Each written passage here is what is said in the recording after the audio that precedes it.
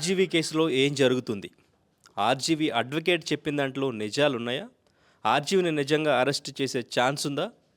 ఇవి తెలుసుకుందాం. మనతో పాటు హైకోర్టు అడ్వకేట్ కృష్ణకాంత్ ఉన్నారు. సార్ చెప్పండి. అంటే యాక్చువల్‌గా ఆయన అడ్వకేట్ ఆర్జీవీ అడ్వకేట్ చెప్పింది వాళ్ళకి ఎన్‌క్లోజర్ అనేది ఇవ్వలేదు. దాన్ని బట్టి మేము ప్రొసీడ్ అవ్వడానికి, విచారణకి హాజరవ్వడానికి మాకు విచారణలో ఏది ఎక్స్‌ప్లనేషన్ ఇవ్వాలనేది మాకు తెలుస్తుంది. బట్ ఎన్‌క్లోజర్ ఇవ్వలేదు. సో, మాకు అందుకే టైం అడుగుతున్నాం అని చెప్పారు. ఏంటి అసలు ఈ ఎన్‌క్లోజర్? జనరల్లీ 41 సీఆర్‌పీసీ అప్పుడు సీఆర్‌పీసీ ఇప్పుడు ఇది బీఎన్ఎస్ఎస్ అయింది. అదేంటంటే ఇప్పుడు బీఎన్ఎస్ఎస్ ప్రకారం section 35 of sub class 3 41 CrPC ఇప్పుడు బీఎన్ఎస్ఎస్ ప్రకారం సెక్షన్ 35 ఆఫ్ సబ్ క్లాస్ 3 అయింది అది. అదేంటంటే ఒక నోటీస్ ఇస్తారు. పోలీస్ వారు ఒక అక్యూజ్డ్‌కి ఎవరైతే ఉన్నాడో అక్యూజ్డ్ అతనికి నోటీస్ ఇచ్చి మీరు ఇట్లా పలానా మీ మీద ఇట్లా ఎఫ్ఐఆర్ నమోదైంది.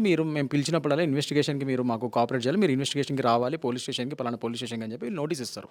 సో ఇక్కడ ఈ కేసులో రామ్ గోపాల్ వర్మ గారి మీద ఒంగోలులోను, అనకాపల్లి జిల్లాలోను, గుంటూరులోను ఇలా రకరకాల చోట్ల సబ్సిక్వెంట్‌గా కేసెస్ నమోదైనాయి. సో ముఖ్యంగా ఈ ఈ మడ్డిపాడు అనే పోలీస్ స్టేషన్‌కి సంబంధించిన ఒంగోలుకి సంబంధించిన పోలీస్ స్టేషన్ వారు ఆయనకి 41 CrPC which is now again section 35 of sub class 3 BNSS కింద నోటీస్ ఇవ్వడం జరిగింది. ఆయన తీసుకున్నారు ఇక్కడ జూబ్లీ హిల్స్ రెసిడెన్స్‌లో. సో తీసుకున్న తర్వాత ఇప్పుడు ఆయన ఏమన్నారు జనరల్‌గా తీసుకుంటే మీనింగ్ ఏంటి, మీరు ఎప్పుడు పిలిస్తే అప్పుడు ఇంట్రోగేషన్‌కి, ఇన్వెస్టిగేషన్‌కి నేను సహకరిస్తాను, వస్తానని చెప్పి దాని మీనింగ్ అది. So that means that he has to be physically present at the police station. So but already ఈయనకు ఇప్పుడు ఈ నోటీస్ తీసుకున్న తర్వాత కూడా ఇప్పటికి 2 సార్లు అయినా ప్రతిసారి నేను రాను అని చెప్పి వాయిదాలు అడగడం జరిగింది ఆయన అడ్వకేట్ ద్వారా.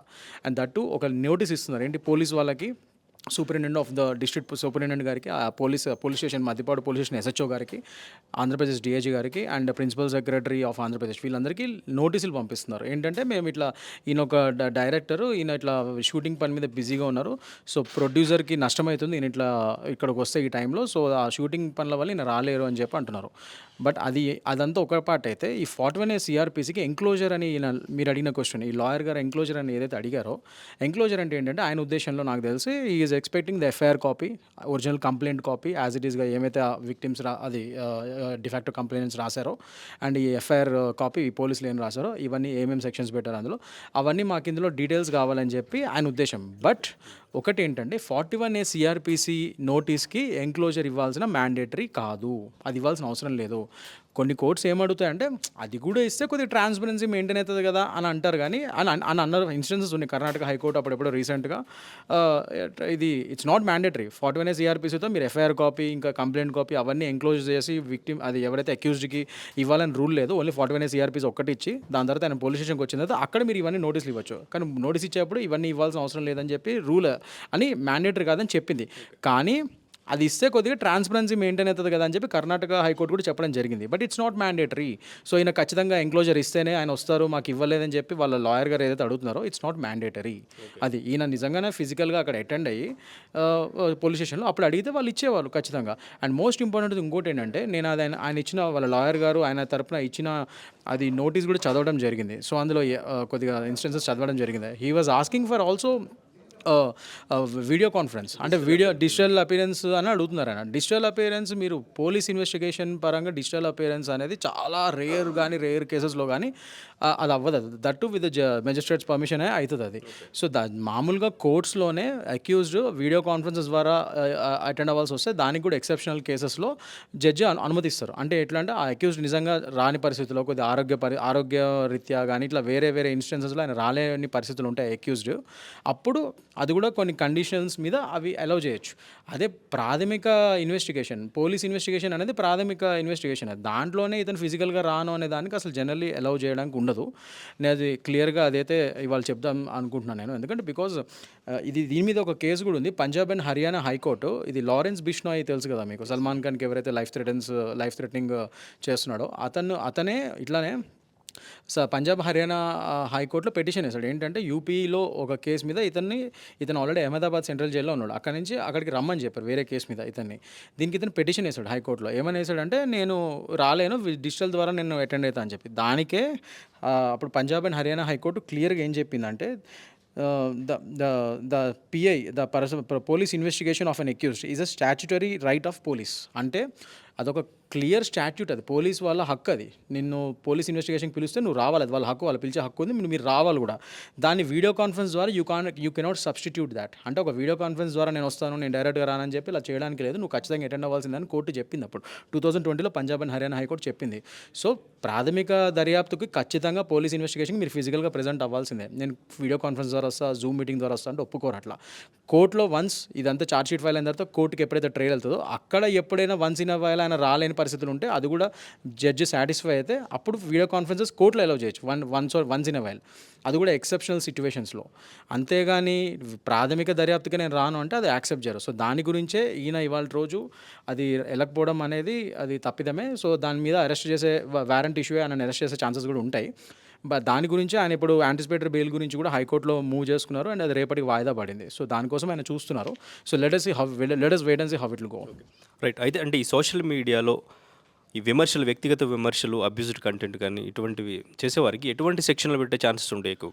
అంటే జనరల్ ఇప్పుడు ఈ కేసెస్ పరంగానే చూస్తే మనకి ఇప్పుడు ఈయన మీద ఇది section 336 of sub class 4 and section 353 of sub class 2 BNS acts కింద పెట్టారు. అంటే ఇది ఏం చెప్తాయి అంటే క్లియర్గా సెక్షన్ 336 ఆఫ్ సబ్ క్లాస్ 4 అంటే ఏంటంటే intent to harm persons reputation.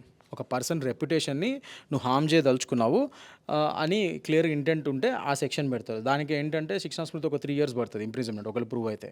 So అలానే ఇది సెక్షన్ 353 ఆఫ్ సబ్ క్లాస్ 2 దానికి ఏంటంటే publishing or circulating statements intended to cause enmity between 2 groups. అంటే రెచ్చగొట్టే స్టేట్మెంట్స్, రెచ్చగొట్టే వ్యవహారాలు అలాంటి స్టేట్మెంట్స్ పబ్లిష్ చేసినా అదేమో సెక్షన్ 353 ఆఫ్ సబ్ క్లాస్ 2 కింద బిఎన్ఎస్ కింద పరిగణించబడుతుంది. సో ఈ 2 సెక్షన్స్ ఆయన మీద పెట్టారు.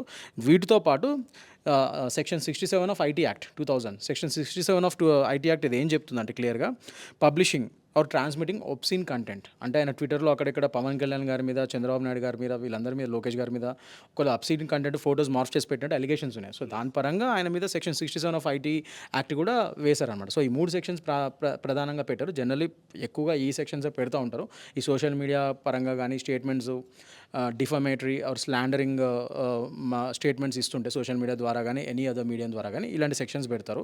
ముఖ్యంగా సోషల్ మీడియాలో మాత్రం ఈ సెక్షన్ 67 ఆఫ్ ఐటీ యాక్ట్ పెడతారు. ఇలాంటివన్నీ మార్ఫింగ్ ఇమేజెస్ కానీ అలాంటివి యూజ్ చేస్తే ఇలాంటివి చేస్తారు అన్నమాట. అంటే టోటల్గా ఎటువంటి శిక్ష పడే ఛాన్స్ ఉంటుంది?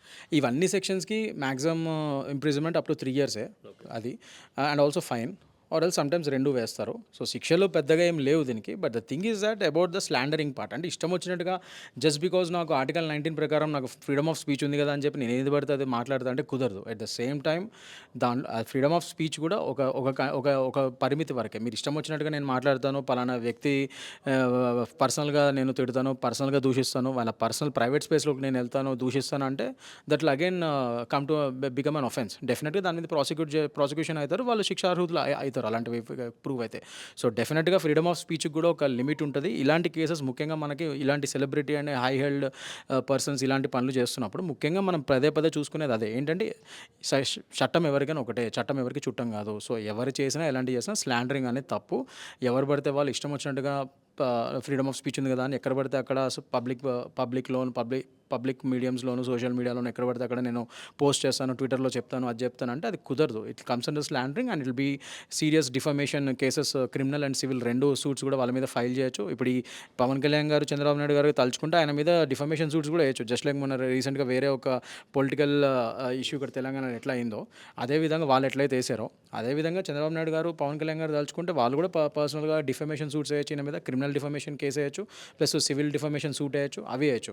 అది కాకుండా ఇప్పుడు వాళ్ళ కార్యకర్తలు ఈయన మీద ఈ కేసెస్ వేశారు. ఈ ఒంగోలులోను, గుంటూరులోను, ఇక్కడ వైజాగ్లోను, ఇక్కడ రకరకాల చోట్ల. అది వాళ్ళ ఇష్టం. బికాజ్ వాళ్ళ నాయకుడిని వాళ్ళు దూషించారు, ఆయన దూషించారని వీళ్ళు హట్టారు కాబట్టి ముఖ్యంగా ఈయన రెచ్చగొట్టే స్టేట్మెంట్స్ అవన్నీ సోషల్ మీడియాలో పెట్టి ఒక 2 గ్రూప్స్ మధ్యలో గొడవలకి కారణం చేస్తున్నాడు అని చెప్పి ఇప్పుడు వైసీపీ మధ్య, టీడీపీ మధ్య రెచ్చగొట్టే స్టేట్మెంట్స్ పెడతారని ఇట్లా రకరకాలుగా దాని నుంచి వాళ్ళు తీసుకోవచ్చు మనం కంక్లూషన్స్. దానివల్ల ఇలాంటి సెక్షన్స్ పెట్టి ఈయన మీద ఇవాళ రోజు ఈ కేసెస్ ఫైల్ చేయడం జరిగింది. సో దానికి తప్పకుండా he has to attend the police investigation. ప్రాథమిక దర్యాప్తుకి ఆయన సహకరించాలి పోలీసులకి. ఆయన వచ్చి ఖచ్చితంగా అది కేసుని ముందుకు తీసుకెళ్ళి ఆయన ట్రయల్ అటెండ్ అవ్వాలి. ఆయన ట్రయల్ ఫైట్ చేస్తేనే కదా ఆయన నిజంగా దోష అనేది తెలుస్తుంది. ఆయన రాకుండా తప్పించుకొని తిరిగి నాకు టైం కావాలి, అన్నిటి కావాలంటే మీరు సెలబ్రిటీ కావచ్చు, ఎవరైనా కావచ్చు. ఇప్పుడు అదే చట్టము వేరే మామూలు మనిషి మీరో నేనో ఎవరైనా వెళ్తే నేను కూడా ఇట్లనే వీడియో కాన్ఫరెన్స్ ద్వారా అటెండ్ అవుతాను. నాకు బిజీగా ఉన్నాను. నాకు కోర్స్ పనిలో బిజీగా ఉన్నాను.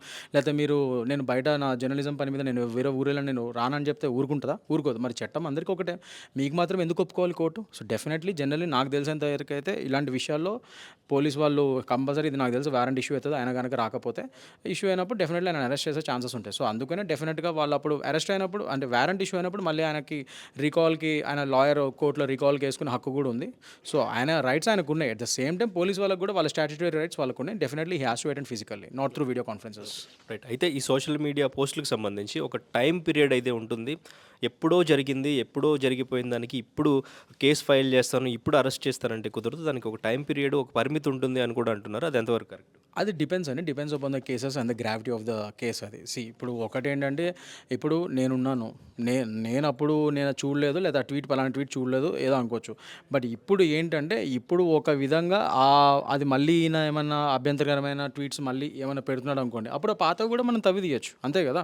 ఇప్పుడు మళ్ళీ ఈయన ఏమన్నా లిటిగెంట్ స్టేట్మెంట్స్ కానీ ఇలాంటివి ఏమైనా పెడుతున్నారు అనుకోండి, స్టార్ట్ చేస్తున్నారు అనుకోండి, అప్పుడు ఇదే విధంగా అప్పుడు ఏవైతే పాతవి పెట్టారో ఇవన్నీ కూడా కలుపుకొని కొందరు ఇలాంటి ఎవరైతే ఇప్పుడు డిఫాక్టో కంప్లైంట్స్ ఉన్నారో వాళ్ళు హట్టే ఉండొచ్చు వాళ్ళ సెంటిమెంట్స్ అనే ఇదివరకు కూడా చేశాడు, ఇప్పుడు కూడా మళ్ళీ స్టార్ట్ చేశాడు ఈయన చూడండి అని చెప్పి వీటిని అన్నింటిని ఆధారితంగా చేసి ఇప్పుడు కేసులు వేయచ్చు కదా.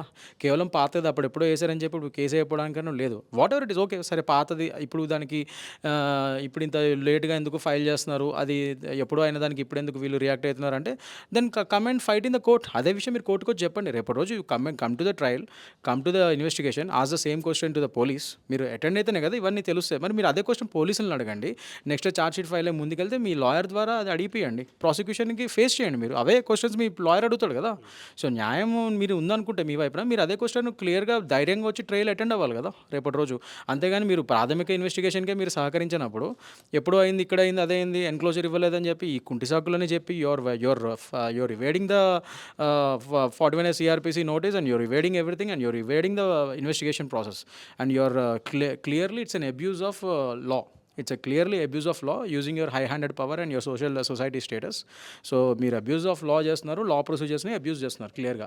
అదే చూస్తున్నారు ఇవాళ రోజు జనాలు.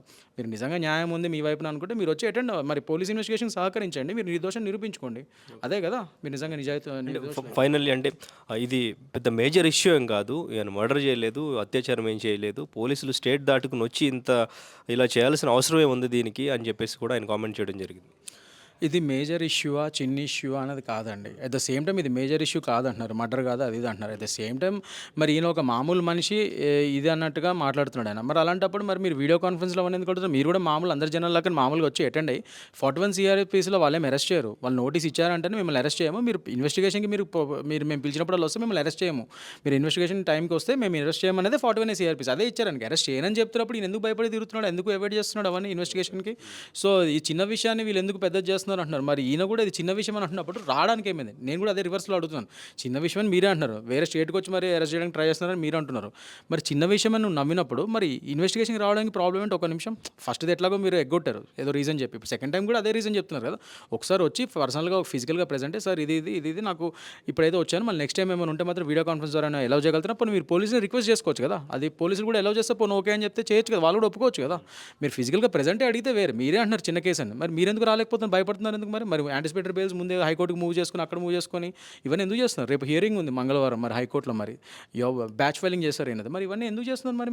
మీరు అంత భయం లేనప్పుడు చిన్న కేసు అయినప్పుడు అంటే మీ వరకు వచ్చేసరికి చిన్న కేసు అది మీరు చెప్పడానికి మాత్రం, మరి అటెండ్ అవ్వడానికి ఏం ప్రాబ్లం మరి నిజంగానే? ఫైనల్ ఇప్పుడు ఎలా ప్రొసీడ్ అయ్యే ఛాన్స్ ఉందంటారు?